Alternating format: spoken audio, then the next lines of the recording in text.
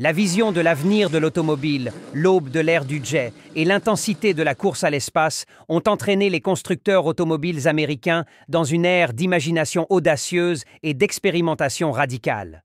Les années 50 et 60 ont été des décennies de transformation, non seulement sur le plan technologique, mais aussi sur le plan de l'ambition culturelle. Les voitures n'étaient plus seulement un moyen de transport, elles sont devenues des représentations permanentes de ce à quoi l'avenir pourrait ressembler. Dans la vidéo d'aujourd'hui, nous allons explorer 10 voitures conceptuelles américaines qui n'ont pas seulement brisé le moule, mais l'ont redéfini. Ces machines étaient plus que de simples prototypes. Ce sont des rêves sur roues. Si vous êtes passionné par l'histoire de l'automobile, le design de l'ère spatiale et l'innovation mécanique brute, abonnez-vous et plongez dans un voyage à travers le temps et l'imagination. La 10e place de notre liste est occupée par un véhicule qui a donné le ton à toute la décennie, la GM Le Sabre de 1951. Il ne s'agissait pas d'un simple concept mais d'une déclaration d'intention. Apparue au tout début des années 1950, la Le Sabre a capturé l'esprit de l'ère de l'avion à réaction mieux que n'importe quelle autre voiture avant ou après. Conçue par le légendaire Harley Earl, elle était à l'origine sa voiture personnelle, mais elle est rapidement devenue un symbole du design automobile futuriste. Son nom même est inspiré du chasseur à réaction F-86 Sabre, l'un des avions militaires les plus avancés de l'époque. Visuellement, la Le Sabre semblait appartenir à un film de science-fiction. Avec ses lignes larges et fluides, la carrosserie imite les courbes aérodynamiques des avions de chasse. La calandre présente une prise d'air spectaculaire rappelant les turbines d'un avion à réaction, tandis que les ailettes arrière donnent une impression de mouvement même lorsque la voiture est garée. Plus qu'une simple touche esthétique, il s'agissait d'une tentative d'intégration visuelle de l'aviation dans l'automobile, un thème qui allait dominer les 2 décennies suivantes. Ce qui rendait la Le Sabre particulièrement remarquable, c'est qu'elle n'était pas seulement futuriste à l'extérieur. Sous sa carrosserie élégante se cachait un groupe motopropulseur très avancé pour l'époque. Elle abritait un moteur V8 de 3,5 litres capable de produire une puissance impressionnante de 335 chevaux et un couple de 381 livres-pieds. Ces chiffres peuvent sembler modestes aujourd'hui, mais au début des années 1950, ce niveau de performance était révolutionnaire, surtout si l'on considère les dimensions gigantesques de la voiture. Il ne s'agissait pas d'une simple étude de conception, mais d'une voiture entièrement fonctionnelle et praticable, dotée de performances réelles. La Le Sabre présentait également les premières itérations de technologie qui n'allaient pas devenir courantes avant des décennies, notamment les essuie-glaces à détecteur de pluie et le système de levage embarqué. À bien des égards, cette voiture préfigurait les caractéristiques de luxe et de technologie qui font aujourd'hui partie de l'équipement de série des véhicules modernes. Plus qu'un objet d'exposition, la Le Sabre a montré à quel point GM était prêt à repousser les limites de ce que pouvait être une voiture, servant de laboratoire mobile qui préfigurait l'avenir de l'automobile. Avec le numéro 9, nous trouvons une autre pierre angulaire de l'histoire automobile américaine, la Chevrolet Corvette X52 de 1953. Lorsqu'il s'agit de voitures de sport américaines influentes, la Corvette est toujours en tête de liste. Et tout a commencé avec ce prototype. Connu sous le nom de X52, ce véhicule était la tentative audacieuse de Chevrolet de défier la domination européenne dans le segment des voitures de sport. Il a fait ses débuts au Motorama Auto Show de GM en 1953, captant l'imagination du public avec ses lignes épurées, son profil bas et son style sophistiqué. Alors que de nombreuses voitures américaines de l'époque devenaient plus grandes et plus lourdes, le X52 était légère, élégante et s'inspirait du design européen d'avant-guerre ainsi que d'éléments des années 1930 et 1940. Elle présentait un long capot, des ailes incurvées et une position assise semblable à celle d'un cockpit qui évoquait la vitesse même à l'arrêt. La réaction du public a été extraordinaire, ce qui a incité GM à accélérer la production. Le modèle final de la Corvette est resté remarquablement fidèle au concept d'origine. Sous le capot, Le X52 était équipé d'un moteur 6 cylindres en ligne de 235 pouces cubes. D'abord baptisé Cougar, le moteur prend ensuite le nom de Corvette, en accord avec le nouveau modèle. Il développe 150 chevaux et 223 livres-pieds de couple, des chiffres respectables pour une voiture légère de l'époque. Mais les performances ne sont pas le seul objectif. La voiture symbolisait un changement dans la culture automobile américaine, indiquant que les États-Unis pouvaient construire un véhicule élégant et sportif capable de rivaliser avec tout ce qui venait d'Europe.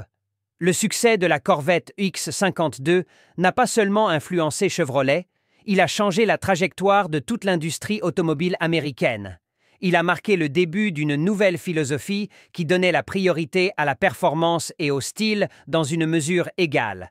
Sans le X52, il n'y aurait peut-être jamais eu de Corvette Stingray, de ZR1 ou même de C8 à moteur central.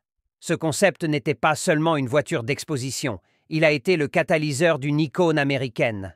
Poursuivons notre voyage à travers les concept cars les plus audacieux des années 1950 et 1960, nous arrivons au numéro 8 avec un véhicule qui semble tout droit sorti d'un film futuriste, la Lincoln Futura de 1954. Si les années 1950 ont été marquées par la démesure, la créativité et une foi inébranlable dans le progrès technologique, la Futura en est un parfait portrait. Créée par Lincoln comme une vitrine des possibilités du design automobile, cette voiture a porté l'esthétique de l'espace vers de nouveaux sommets. Ce qui rend la Futura si unique, c'est son origine inhabituelle. Le designer Bill Schmidt a été inspiré après avoir plongé avec des requins. En effet, les créatures marines ont influencé les lignes agressives et audacieuses de la voiture. Les ailerons arrière sont l'un des éléments les plus frappants du design, avec des angles durs et dramatiques qui évoquent à la fois les ailerons d'un requin et les queues des jets supersoniques. La carrosserie semble être en mouvement constant, même à l'arrêt, avec des courbes et des surfaces qui captent la lumière comme un vaisseau spatial futuriste. L'aspect le plus mémorable de la Lincoln Futura est peut-être son toit en verre. Au lieu d'un toit conventionnel, il comportait un double dôme en forme de bulle panoramique, entièrement en verre. Cela crée une sensation de transparence et de légèreté, tout en offrant aux occupants une vue imprenable à 360 degrés. C'est comme si l'on conduisait une capsule spatiale sous forme de voiture, et le sentiment de modernité est renforcé par une transmission à bouton poussoir, une caractéristique qui ne deviendra courante que des décennies plus tard. Sous le capot, la Futura était tout aussi impressionnante. Elle était équipée d'un moteur V8 de 368 pouces cubes, capable de générer 300 chevaux et un couple impressionnant de 402 livres-pieds. La voiture n'était donc pas qu'un simple objet d'exposition. Ses performances étaient à la hauteur de son allure audacieuse. Et comme si tout cela ne suffisait pas, la Lincoln Futura s'est encore taillé une place dans la culture populaire. Des années après ses débuts, elle a été modifiée et peinte en noir pour devenir la célèbre Batmobile de la série télévisée Batman de 1966. Cette transformation a immortalisé la voiture, garantissant que son héritage futuriste perdurerait pendant des générations. La Ford Latosca de 1954 est un autre exemple spectaculaire de l'influence de l'ère de l'aéronautique sur le design automobile. Alors que de nombreux concepts de l'époque présentaient des caractéristiques similaires, la Latosca a réussi à se démarquer en adoptant des formes géométriques audacieuses et des idées qui repoussaient les limites de l'imagination. La Ford Latosca n'était pas seulement une grosse voiture, c'était aussi une ambitieuse démonstration de créativité industrielle. Les formes triangulaires prédominaient dans son design. Des ailerons arrière inclinés à la calandre, avant sculptés comme l'entrée d'air d'un avion de chasse. Même les feux de recul ont été conçus pour ressembler à des tuyaux d'échappement d'avion, renforçant ainsi le lien visuel avec l'aviation militaire. Mais ce qui distinguait vraiment la Latosca, c'était son système de commande. Cette voiture n'était pas conduite par un conducteur assis derrière le volant, mais par une télécommande. En effet, elle était commandée à distance, comme un drone terrestre avant la lettre. Si cette idée semblait excessivement futuriste à l'époque, Elle anticipait des technologies qui font aujourd'hui partie de notre quotidien avec les véhicules autonomes et les systèmes de conduite assistée. Bien entendu, le Latosca n'a jamais été destiné à circuler dans les rues.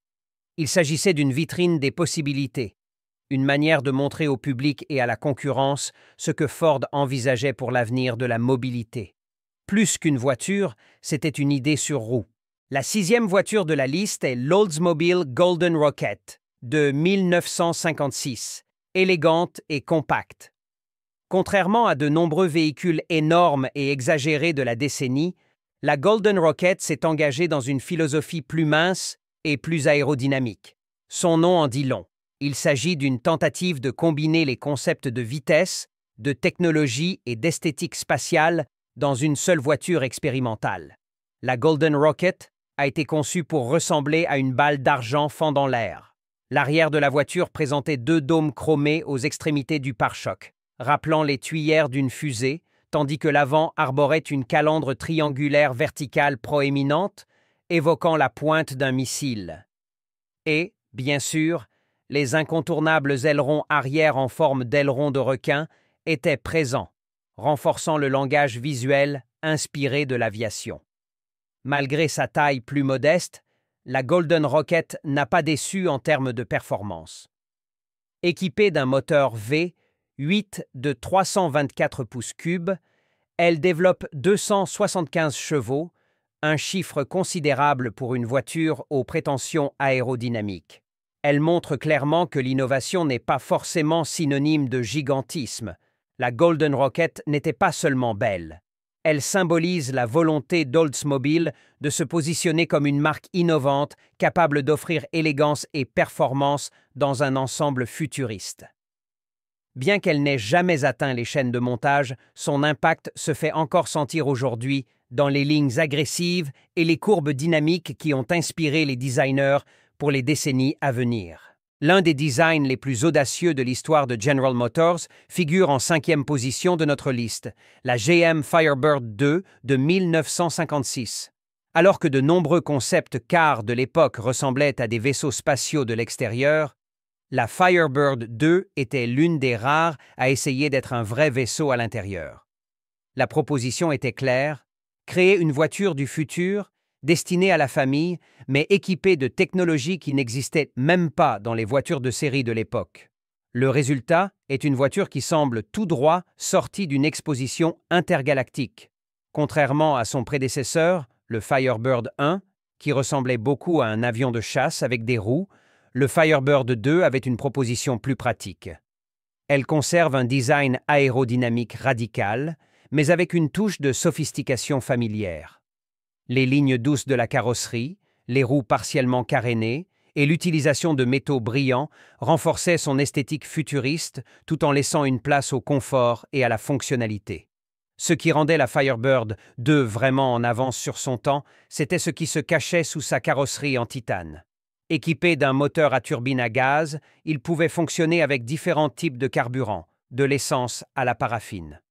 L'idée était de créer une plateforme polyvalente et efficace, ce qui était extrêmement ambitieux pour les normes de l'époque. Mais GM ne s'est pas arrêté là. La Firebird 2 était également équipée d'un système de direction automatisé, ce qui était presque inconcevable dans les années 50. Ce système utilisait des capteurs électroniques pour capter les signaux d'un fil encastré dans la route, ce qui permettait à la voiture de se conduire toute seule. À l'intérieur de l'habitacle, l'expérience était tout aussi révolutionnaire. Un écran de télévision intégré au tableau de bord affichait des informations sur les itinéraires, la météo et l'état de la route, comme s'il s'agissait d'un assistant numérique primitif. L'idée était que le conducteur puisse se détendre pendant que la voiture prenait le contrôle. La Firebird 2 anticipait des concepts qui font aujourd'hui partie du vocabulaire de l'industrie, tels que les voitures autonomes, la connectivité et les systèmes d'aide à la conduite. Ce véhicule ne se contentait pas d'évoquer l'avenir, il essayait littéralement d'y vivre. Le message de GM était clair. Si nous pouvons l'imaginer, nous pouvons le construire. La Firebird 2 a été l'un des plus grands paris de l'entreprise pour montrer que la voiture du futur n'était pas seulement une question d'apparence, mais aussi d'intelligence, de sécurité et d'innovation. Et si vous pensiez que la Firebird 2 était radicale, attendez de rencontrer le numéro 4 de notre liste, la Ford Nucleon 1957.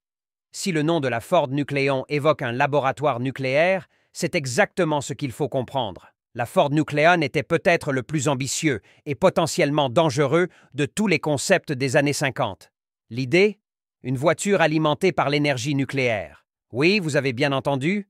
En théorie, la Nucleon devait être équipée d'un petit réacteur nucléaire capable d'alimenter la voiture sur une distance de 5000 miles sans qu'il soit nécessaire de faire le plein. Le carburant? Des éléments radioactifs. Il s'agit d'un saut extrême vers l'indépendance énergétique, motivé par l'optimisme atomique de l'époque, où l'énergie nucléaire est considérée non seulement comme l'avenir de l'électricité, mais aussi de la mobilité. Le design de la Nucleon reflète cette proposition audacieuse. Avec des proportions jamais vues auparavant, la voiture mesurait 16,7 pieds de long, 6,5 pieds de large et seulement 3,5 pieds de haut. Des chiffres qui la plaçaient en dessous de la Ford GT en hauteur et presque de la taille d'une McLaren Speedtail en longueur. L'habitacle était placé très en avant, presque au-dessus de l'essieu avant, tandis que l'arrière abritait la supposée capsule nucléaire. Cela créait un profil très asymétrique et impressionnant, renforçant sa nature conceptuelle. Bien qu'il n'ait jamais été construit à l'échelle fonctionnelle, le Nucleon représentait le summum de la spéculation technologique. Il s'agissait moins d'une voiture que d'une métaphore du pouvoir de l'homme à maîtriser l'énergie et à façonner l'avenir à son image. Bien sûr, au fil du temps, les risques de radiation et les défis logistiques ont rendu le projet impossible à réaliser. Mais en tant que symbole de l'ambition et de la vision futuriste, le Nucleon reste inégalé. Ces deux voitures, la Firebird 2 et le Nucleon, montrent que les années 50 n'étaient pas seulement une époque de queue et de chrome. Ce sont des années où les ingénieurs et les concepteurs ont regardé vers le ciel, les laboratoires et même les centrales nucléaires à la recherche de la prochaine grande révolution sur 4 roues. Avec le top 3 de notre liste, nous entrons dans un territoire encore plus expérimental, où le design automobile frôle la science-fiction. Le numéro 3 est la Chrysler TurboFlight de 1961. Un concept car qui semble avoir été conçu pour explorer non seulement l'avenir de la mobilité, mais aussi l'avenir de l'imagination humaine elle-même. Lancée au début des années 1960, la TurboFlight était une tentative audacieuse de Chrysler pour montrer que l'entreprise ne se contentait pas de suivre la tendance futuriste de l'industrie, mais qu'elle contribuait à la façonner. La voiture se distinguait par son design absolument unique. Des lignes aérodynamiques douces, des formes épurées et une allure qui rappelait davantage une capsule spatiale qu'une voiture traditionnelle. L'un des éléments visuels les plus frappants était la bulle de verre au-dessus de l'habitacle. Un couvercle transparent qui se soulevait automatiquement lorsque l'on appuyait sur la poignée de la porte, révélant un intérieur tout aussi futuriste. Ce dôme renforçait non seulement l'esthétique de l'espace, mais offrait également une expérience immersive et panoramique aux conducteurs et aux passagers. C'était comme piloter un vaisseau spatial. L'avant de la voiture suivait une philosophie minimaliste. Il y avait peu d'éléments visuels dans le but de maximiser l'aérodynamisme. En revanche, l'arrière était audacieux et distinctif, avec des ailerons verticaux qui se rejoignaient au centre pour former une aile surélevée. Ce détail n'est pas seulement esthétique, les ailettes permettent de diriger le flux d'air et d'améliorer la stabilité de la voiture à grande vitesse, ce qui, en théorie, accroît les performances. Mais ce qui distingue vraiment la TurboFlight, c'est sa motorisation. Un moteur à turbine à gaz. Chrysler investissait déjà dans la technologie des turbines depuis les années 1950, mais le TurboFlight symbolisait la consolidation de cette ambition. Contrairement aux moteurs conventionnels, les turbines pouvaient fonctionner avec plusieurs types de carburant, nécessitaient moins de pièces mobiles et promettaient une plus grande longévité. Dans la pratique, cependant, la consommation élevée de carburant et les coûts de production constituaient des obstacles qui empêchaient cette technologie d'être viable dans les voitures de série de l'époque. Le TurboFlight n'était donc pas seulement une vitrine esthétique, il symbolisait la convergence de l'aérodynamique, de l'innovation technologique et du désir de rompre avec le passé. Son héritage influencera les modèles ultérieurs, consolidant le rôle de Chrysler comme l'une des marques les plus audacieuses en matière de design expérimental. En parlant d'audace, le numéro 2 de la liste va encore plus loin. Voici la Chrysler Turbine Car de 1963, un projet qui ne se contente pas de rêver de l'avenir, mais qui met des centaines de personnes à l'intérieur. En effet, contrairement à la plupart des voitures conceptuelles, la Chrysler Turbine Car a été produite en série limitée et livrée à de vrais conducteurs pour être testée dans des situations de tous les jours. D'un design élégant et sophistiqué, la Turbine Car associait le futurisme de la turbine à une carrosserie qui conservait des éléments classiques des années 60. Son profil est net, avec des lignes continues reliant l'avant à l'arrière, ce qui renforce la fluidité du design. L'un des détails les plus frappants est l'arrière, avec ses lanternes en forme de turbine, une référence visuelle directe à sa motorisation. Le moteur est à nouveau une turbine à gaz, similaire à celle utilisée dans le TurboFlight, mais plus développée et optimisée pour un usage quotidien. Il peut fonctionner avec différents carburants, du diesel à la paraffine et même à l'huile végétale. La promesse était celle d'une conduite extrêmement douce, d'une accélération linéaire et d'un fonctionnement presque silencieux. Pour mettre ce rêve à l'épreuve, Chrysler a produit 55 unités de la voiture, dont 50 destinées au grand public, et a lancé un programme d'essai dans le cadre duquel des personnes ordinaires pouvaient conduire la Turbine Car pendant des semaines. À la fin du programme, les voitures ont été renvoyées aux constructeurs et presque toutes ont été détruites, à l'exception de quelques unités conservées pour être exposées dans des musées. Le projet a révélé des points positifs, comme la simplicité mécanique et la durabilité de la turbine. Cependant, il a également révélé des problèmes pratiques, tels qu'une consommation de carburant élevée, une réponse lente à bas régime et des coûts d'entretien élevés. Malgré cela, la Chrysler Turbine Car est entrée dans l'histoire comme l'une des tentatives les plus sérieuses et les plus avancées d'application de la technologie aérospatiale à la mobilité urbaine. Si le TurboFlight représentait le rêve théorique, la Turbine Car était la tentative concrète d'en faire une réalité. Ensemble, ces deux créations de Chrysler ont contribué à consolider l'image des années 60 comme l'apogée de l'expérimentation automobile aux États-Unis, une époque où imaginer l'impossible faisait partie du processus créatif. Nous avons enfin atteint le sommet de notre liste. Le numéro 1 des voitures conceptuelles les plus futuristes des années 1950 et 1960 est une véritable icône de l'ambition technologique et de l'imagination sans limite. La Ford Seattle Heat 21 de 1963. Son nom évoque déjà la science-fiction, et à juste titre, il s'agit de l'un des projets les plus audacieux, les plus visionnaires et les plus fascinants jamais présentés au public par un constructeur automobile américain. Et rien n'est plus symbolique que sa présentation à l'Exposition universelle de New York en 1962, un événement conçu pour célébrer l'avenir de l'humanité. Visuellement, la Seattle Heat 21 semble tout droit sortie d'un roman d'Isaac Asimov. Son empattement est extraordinairement long, conçu pour accueillir une structure inhabituelle, 4 roues avant et 2 roues arrière. En effet, la voiture avait 4 roues à l'avant, toutes orientables, ce qui offrait un contrôle de la direction sans précédent pour l'époque. Ce détail à lui seul en fait une pièce unique de l'histoire de l'automobile. Les formes de la Seattle Heat mêlent l'exagération stylistique de la décennie précédente à une touche de fonctionnalisme du début des années 60.